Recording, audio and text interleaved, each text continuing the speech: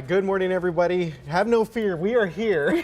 Despite a little bit of a delay, we are back on KSAT News Now. Joining me is Priscilla Karaman, and you've been kind of holding down the fort for a little while now. Yeah, well, you've been off having so much fun. So much fun, We've had to be working here, yeah. So. Well, you know, someone had to do it. Someone had to have fun, and someone had to work. And I blame the delay on RJ because it just so happens the day he came back. I know. We had I a come delay back here. and we have this delay, so it's definitely, it's all on me for sure. But glad to have you guys with us on KSAT News Now, as I think most people are kind of getting back into the workflow today. At least that's the way I feel. Maybe because it's just me. Well, yeah. And speaking, you've been back now for how many days? So I got back before New Year's, but I did have a little bit of an adventure getting back to San Antonio. Yeah, we were talking about the Southwest issues all last week and even the week prior, but you did run into an issue yourself? I could have given you guys some live reporting out from the airport. No, just we didn't want to bug. We didn't want to bug you. It was not that bad. So I did have a delay leaving San Antonio on Christmas Day. Figured, hey, Christmas Day would be a nice time to fly out. Not going to be super busy. Completely was wrong about that. It was extremely busy, and then we had a 2-hour delay. Fortunately, though, we did make it to El Paso, it's hometown, shout out 915. And then our flight was canceled and coming back. So getting back here was a whole different, was a bit of a mess. But did you guys have all your luggage? We had all our luggage. No, yeah, there was nothing with that, but did have to drive a good 10.5 hours because we were actually in Reynosa, New Mexico the day before. Flight was canceled. They were like, yeah, you can rebook this, but nothing was available till like January 2nd. So it was like, yeah, well, what was going to be the point of that? Well, I was going to have to stick around. You, like a lot of Americans, ended up making the decision to just drive. So we just drove. Yes, it was not a, even though I'm used to the drive, I've done the drive many times. Man, it gets dark out there in West Texas so early, like at 7 o'clock at night. It was like pitch black. And not very fun drive, but you know what? Made it through back here, safe and sound. And we're here right now. And we're glad you guys are safe. You guys are here, and we're ready to get into the day, right? We did, yes. So we have a lot of our top stories that we're going to get to here in just a bit. But obviously, I want to start with this one story that everyone is talking about today. Yes, the sports world remains in shock this morning after an NFL player collapsed on the field during the Bills-Bengals Monday night game in Cincinnati. Yeah, I mean, this was just a stunning development yesterday. So Buffalo player Damar Hamlin, he's currently listed in critical condition in the hospital after the team says that he suffered a cardiac arrest when he collapsed on the field after taking a hit to the chest as he was making a tackle last night. Yes, Hamlin stood up for a second after the tackle and then fell onto the field.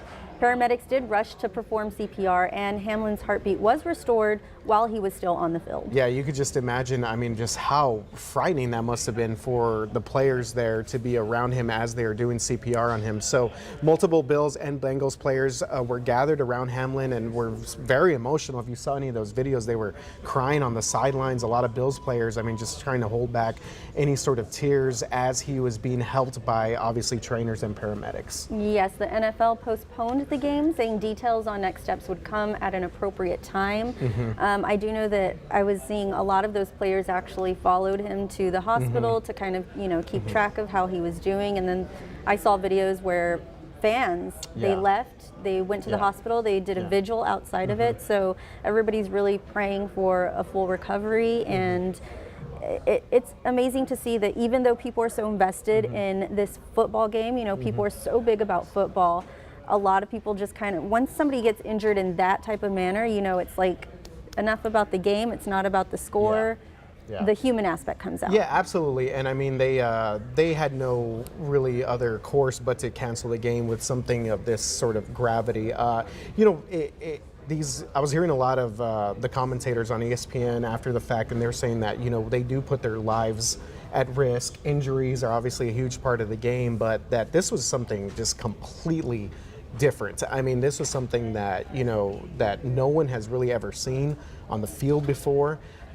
Just a truly terrifying and scary situation. And Damar Hamlin's family actually released a statement here. I've just got this update. It says, on behalf of our family, we want to express our sincere gratitude for the love and support shown to Damar during this challenging time. We are deeply moved by the prayers, kind words, and donations from fans around the country. That was also something, I don't know if you saw this, Priscilla, like he had a toy drive going on during the holidays, and the goal was to raise $2,500. It's now gotten over like $2.7 million just because of last night.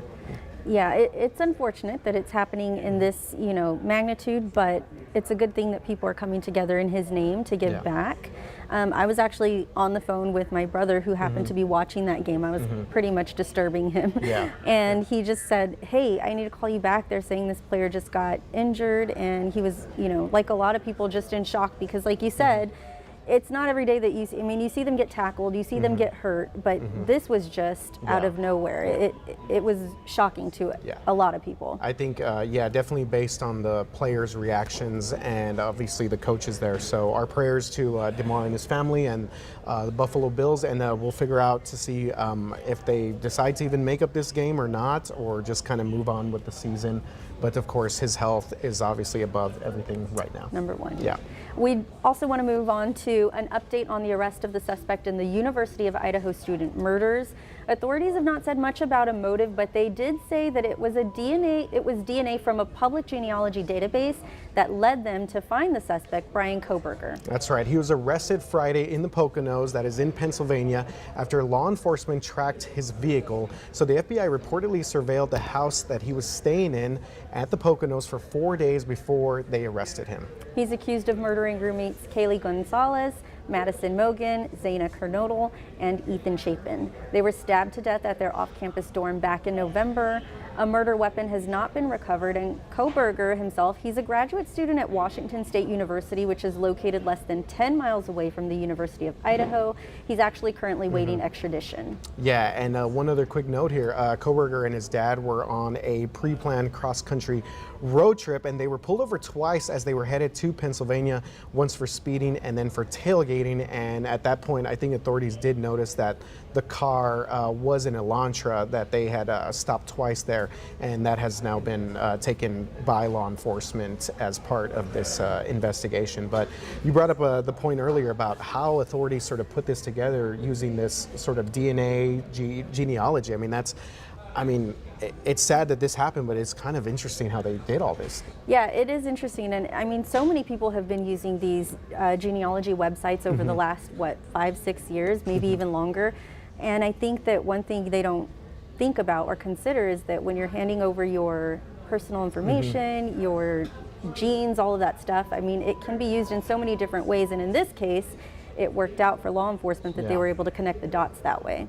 Yeah, I was reading through an article, and they were, I think it was from the Daily Mail, and they were talking to an expert in this, and said that many times authorities, when they find any sort of DNA at the scene and then they go through genealogy sort of tests, they have to separate the blood. I guess if they find blood at a scene, they have to try and separate it at that sort of micro level, and then also connect, like you said, cousins, fourth cousins, third cousins, and so a lot of the investigation played a big part in this. And again, no motive yet, but obviously the proximity of Washington State and Idaho, I guess you figured maybe that maybe something will come out here in the next few days or weeks or so. Yeah, he is planning to, what I read is that he's saying, he's not guilty, and so we're going to have to just see how this unfolds and how they use this actual, the finding of the genealogy stuff, like how that plays into a trial if that were to come. Yeah, I think still a long ways to go,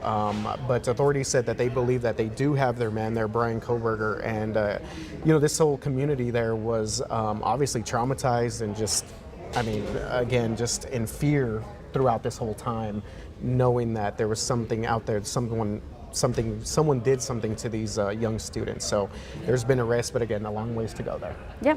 We want to turn now to the 118th Congress, which is being sworn in today. And before anyone takes their oath, the first thing on the books is the House actually needs to elect a new speaker. Yeah, this caught me by surprise this morning. So the November election gave Republicans the majority in the House, but Republican Kevin McCarthy does not have enough votes to secure the first round of wins here. So he's still trying to get those votes this morning. Yes, Republican Rep. Andy Biggs says he is still running as an alternative and will not drop out. And while it's not clear who will win that battle, we do know that no other work can be done until someone is named Speaker. That's right. So another interesting thing about the new Congress is that it has the largest number of women elected to serve. That would be 149 women total are set to serve in the U.S. House and Senate, and more than half of the incoming class of 22 freshman women in the House are women of color. Very interesting. Yeah, one other thing is the Speaker of the House is the only political position in the House elected by all its members. So we're still waiting to see who they're going to choose. I did read that there are a couple of loopholes that can get around to getting the I think it's 218 votes that they need to secure. But again, they have to make that decision before anything else can be done. So we're waiting for that. Yeah, definitely. So this is something, again, that Congress cannot move on until they have gotten their House speakers in check and order.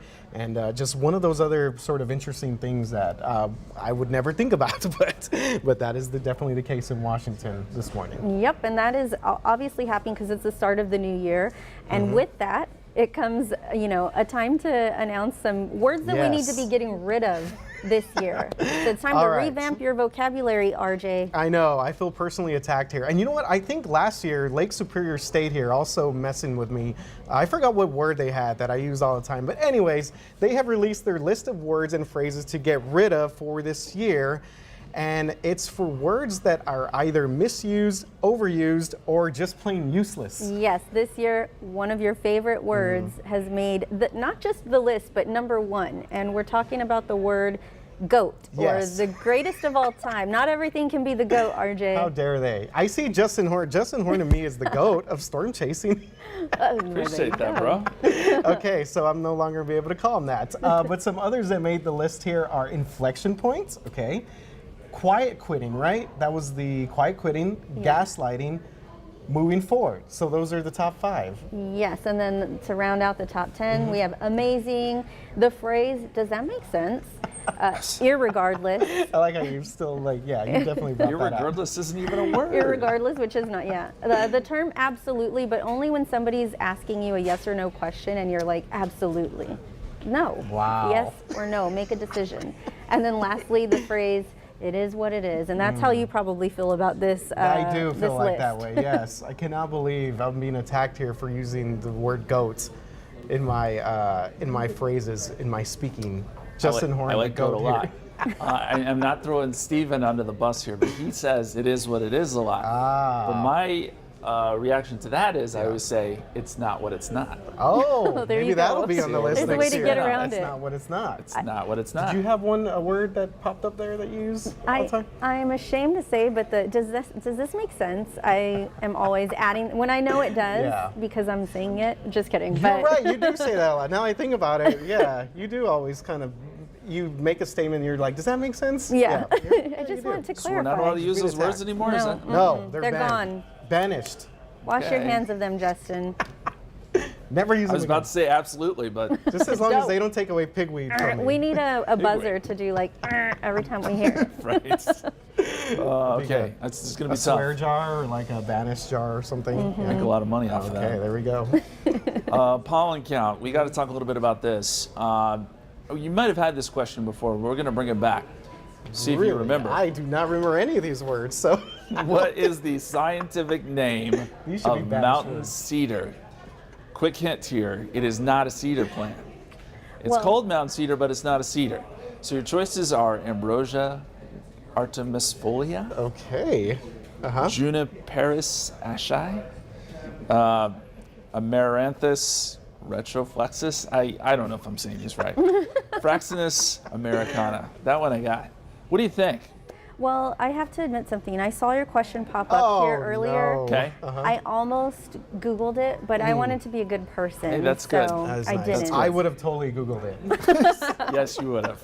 I don't understand any of would've. these words anyways. I'm gonna go with let's say ambrosia. Okay. A. Oh, Ambrosia. okay, ambrosia. You know what? Let's go D. That sounds like something I would order at a coffee shop or something. Americana. Fraxinus americana. Yeah, that's okay. Neither one is correct. It is B, Juniperus ashai, or we call it ash juniper. It's largely found in central Texas, as we know, and it causes so much misery. But it actually is a juniper plant. Tricky. And it obviously puts off all of its pollen in December and January, and that's why we, dislike it so much. Today's pollen count, 11,550. It's in the very high category. Jumped back up today, molds are low. I put it out on Twitter, and I see a lot of people saying they've got migraines and headaches and all sorts of stuff today. So there you go. We dealt with that over the weekend, too. Not only did we have high mountain cedar counts, but we also had the smoke from the fireworks, too. So the air quality has not been great. As we look at the big picture here, one of the reasons that mountain cedar jumped up today, we've got northwesterly winds coming in behind a frontal boundary that came through last night. Those winds aren't very strong, but obviously it brought in some of the mountain cedar. Out ahead of this storm system, a lot of severe weather. There's a tornado watch box in effect, and this is an area where we're going to see a ton of severe storms today, potentially some tornadoes, and that ranges from New Orleans up into parts of Alabama and Montgomery, Jackson, Mobile. There is likely going to be numerous severe storms this afternoon in that area. For us, it's just dry air. Dew points are really falling off behind the front, so we get dry air for a couple of days here before dew points rise by Friday afternoon, and then we get some humidity over the weekend, which will lead to some showers and storms, it appears. That's the good news. As we go outside for you right now, it's mostly sunny. 72 at the airport, 73 Stinson, low 70s at Kelly and Randolph, and that north wind's anywhere from 5 to 15. 75 at 2 o'clock. We're up around 77 this afternoon, so the front doesn't really cool us down much. It just dries us out. And so it'll still be fairly warm this afternoon. Temperatures fall off quickly tonight, though, and don't forget to send the kids with a jacket in the morning because we will see temperatures get pretty chilly with this dry air. Morning lows will be in the 40s tomorrow, Thursday, and Friday morning. But you will need the jacket in the afternoon because we warm up into the 70s. Work week looks great, but we do have those chances of rain back in the forecast Saturday and Sunday. Right now it looks like Saturday night into Sunday morning, our best opportunity. So it looks like it's going to be a chill weekend for me because when it's raining outside, I don't like to be out and about or doing much. That's Good. fair. That's Yeah. fair. I'll say it won't rain all weekend. Yeah. I mean, the window's not huge for the rain, but we need it in the worst way. Yeah. Yeah, be good for sure. Yeah. Yeah. I'm not really feeling these mid 70s, but okay, because it's not. What are you not it's feeling terrible. about it? That's the best I'm kind of wanting to be a little weather. bit cooler. Yeah. I don't know. Oh, It's come a little bit cooler. We got it down to 16 for you like 2 weeks ago. I know. And Well, he I left he that left. week. He left that week, and it I was cold, think I and he missed came it. back I know. to Yeah, and it was this. warm. Snooze, you lose, bro. Yeah, that's true. Hey, man, that's going to be on the banished words list next time. Snooze, you lose. Real quick, Justin. So Julie Moreno, she's our executive producer, digital content here. She knew your answer. She Okay. said it was juniper ash. Duh. Oh, see? Duh, RJ. Julie, And I she knew said, that "Do y'all too. ever watch the weather forecast?" I was trying not to make Wow. RJ I mean, I feel wasn't going bad. to say that, but if she She's said getting it, attacked all over the place here today. Thanks, Julie. Thanks for playing along. Said her niece's name is Juniper. well, there you Okay, go. Very nice. When I think of juniper, I think of like the Bath and Body. There used to be a Bath and Body Works scent that Yeah, had the you're word right. juniper. I think it was juniper breeze. That's what I think of. I didn't know And that. I don't Learning think a I'm lot of alone. I'm interesting sure some people Hopefully it think of doesn't that smell too. anything like Mountain Cedar. Yes, Myra's nodding yes. Don't- So Myra, yeah. we got it. Juniper Breeze, we got confirmation. Juniper Breeze, Junior Ash. Okay. All right, moving on here. Thank you very much, Justin. Appreciate you. You are the GOAT, always, man. Last time you can say it. Just kidding. All right, hey, speaking of goats here, the musical goats, I guess you want to call them. Rolling Stone's list is out for the 200 greatest singers of all time, and it's got some Texas talent to go along with it, so we'll go through some of those, and then we'll talk more about this. Yeah, so some of the Texas singers that made the cut are George Strait at number 156, Selena at 89, and Willie Nelson at 54. Yes. All right. So those are kind of the three sort of pretty big icons here in the state of Texas, and a little bit, of course, local flair there with George Strait being from the San Marcos area and also living here in Bernie. Beyonce came in at number 8. Oh, Queen there we have her Bee. graphic there. Yeah, the Queen Bee. There you And the top singers of all time, according to Rolling Stone, were Whitney Houston at number 2 and then Aretha Franklin at number 1. Yes, and so this isn't just like, I guess, based off of personal opinion of whoever put it together. They do have some criteria. They say what mattered most was originality, Okay. influence, the depth of an artist's catalog, and the extent of their musical legacy. So Yes. these people are, they have to have certain things that put them on the list. But one person you mentioned is not on the list that a lot of Yes. people are probably upset about is Celine Dion, yeah. Me personally know, but some people He's so mad were about upset. Yeah, Celine Dion did not make the cut. I guess Tina Turner also did not make it on there. Jennifer Hudson, Janet Jackson, Tony Bennett, Madonna did make it on there. And that was she kind has of a shock. a big. Yeah, no, like, Madonna was she has a huge. lot of Yeah, music, she's a big so- time. Okay, so I do see some. Yeah, there's definitely some conversation here.